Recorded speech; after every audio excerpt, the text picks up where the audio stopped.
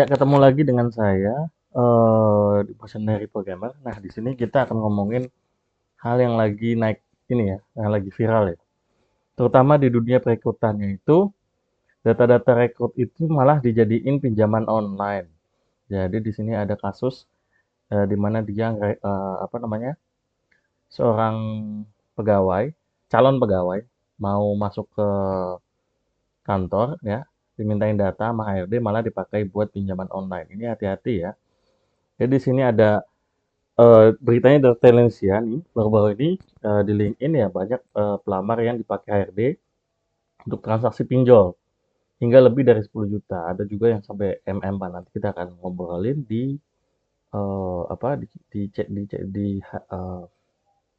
sini juga. Oke.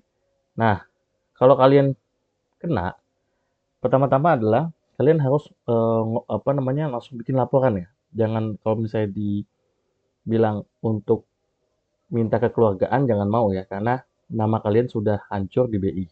Biasanya ya, kalau misalnya kalian nggak ada apa-apa, biasanya kalian mengetahuinya ketika dimintain sama debt collector gitu.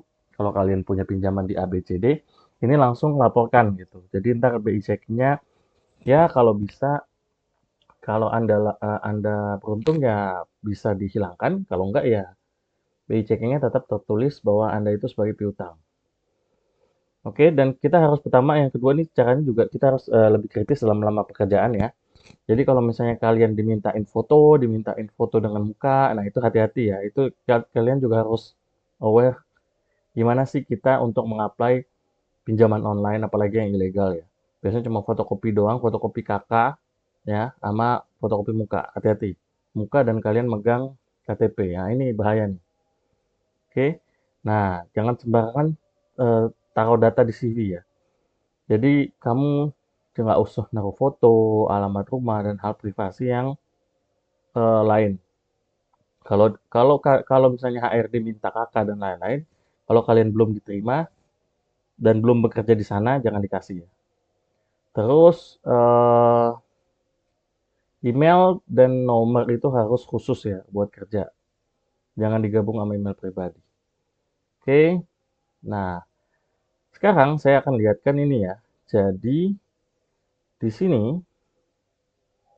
nah ada yang KTP-nya dipakai pinjol nih. Jadi temannya ini dipakai pinjol dan akhirnya dia apa namanya diminta sama debt collector padahal dia nggak pernah minjem ya, jadi hati-hati.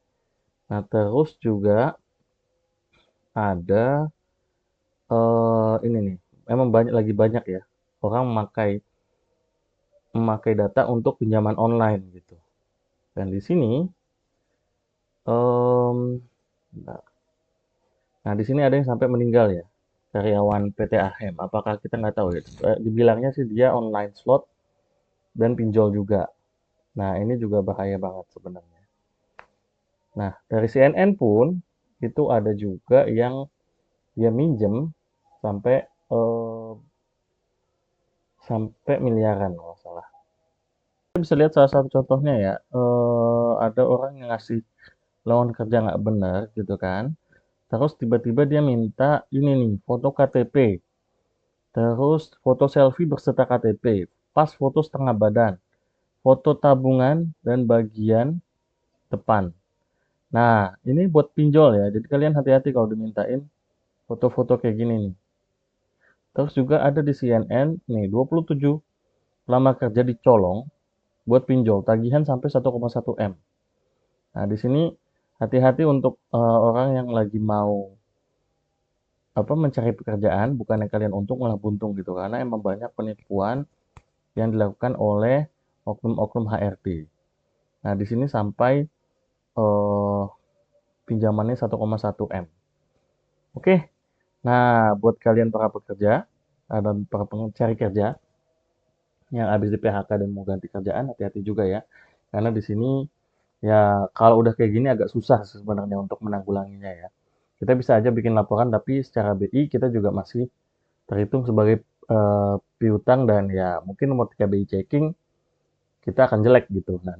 Dan itu akan berdampak karena gini, di sini saya ada,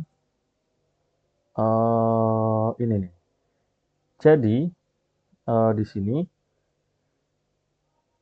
ada yang sampai debt collector-nya itu minta ke akun LinkedIn perusahaan.